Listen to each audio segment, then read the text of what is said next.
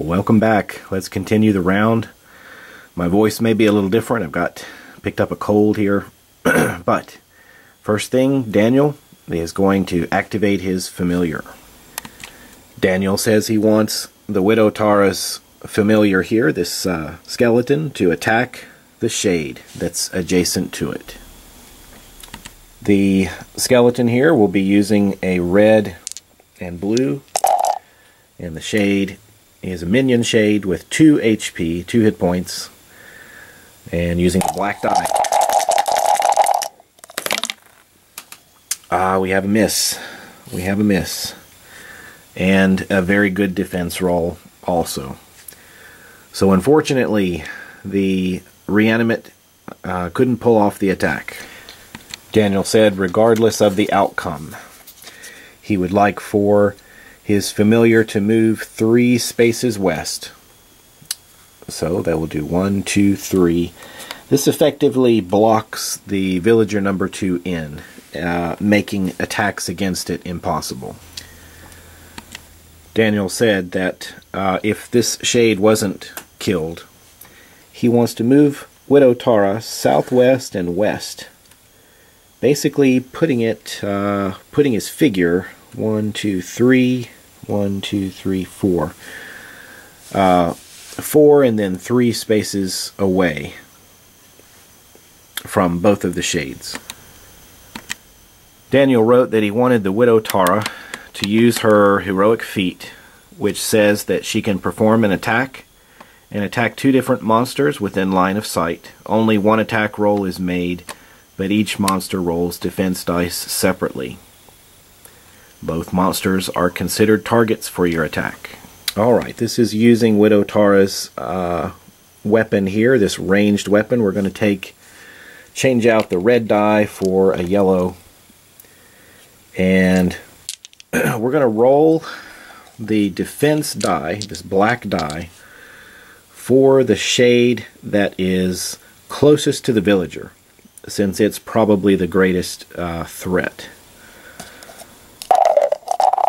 So there we go.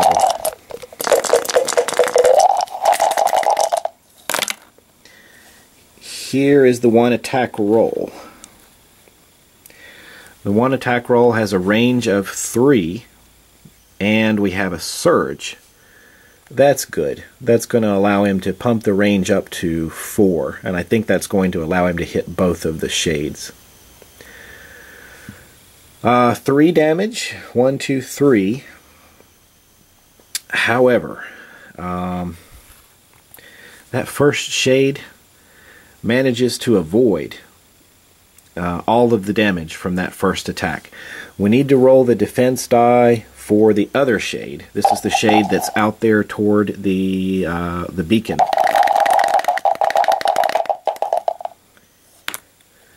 And he got a 2.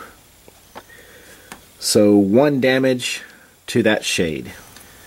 So as we saw on the die roll with the range of 3, 1, 2, 3, that one was within range, but the attack missed due to the high defense roll.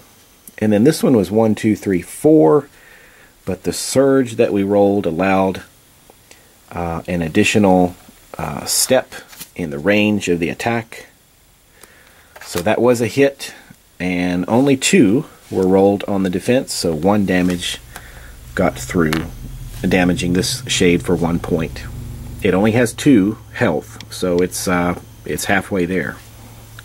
The Widow Tara has a speed of 4.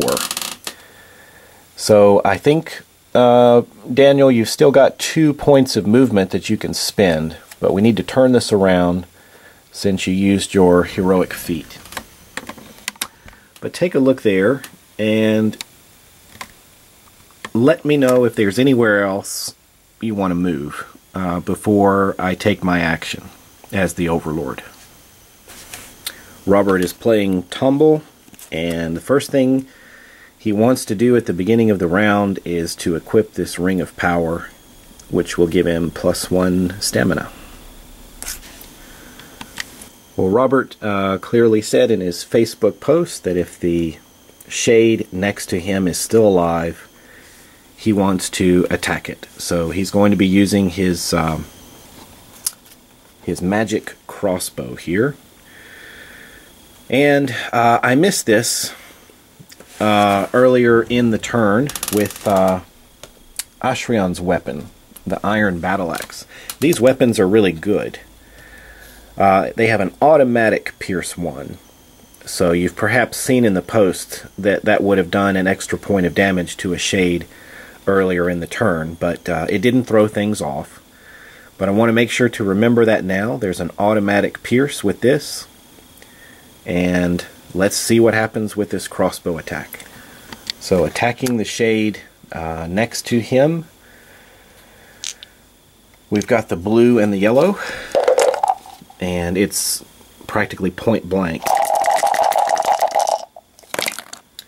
So we've definitely got enough range. We've got 3 on the defense, and we've got a surge. Let's see what we can do. 1 pierce automatically, so let's move this down to 2.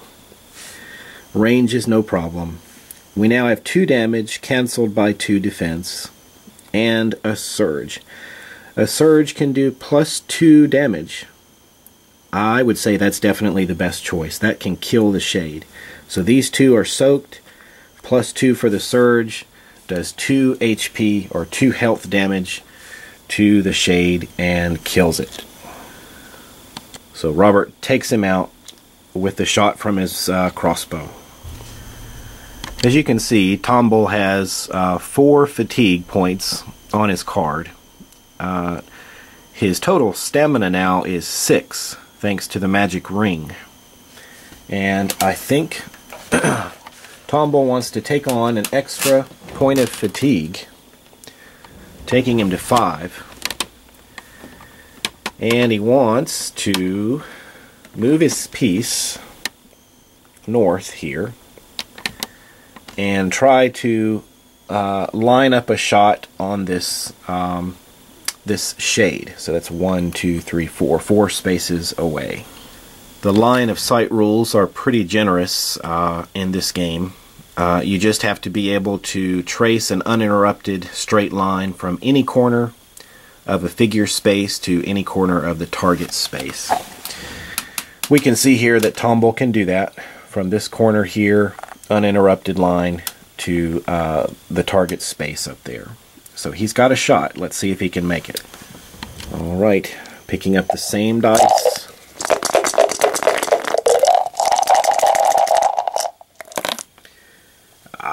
We got a miss. And a pretty good defense roll as well. So unfortunately, the second attack misses. Robert said at the end of his attack there, he wants to spend 1 more point of fatigue and move back down in order to block off this villager and protect it. So that's going to take Tomble to 6 points of fatigue, which is all he can handle, even with the magical ring of power. Well, I'm sorry about the misses, guys. That's kind of a letdown, but I guess it just goes that way. It can happen to you or to me, and it's just part of the game. So let's take these off, and let's take a look and see where we want to move the villagers. Well, I guess there's really only one villager to worry about. Villager number 2.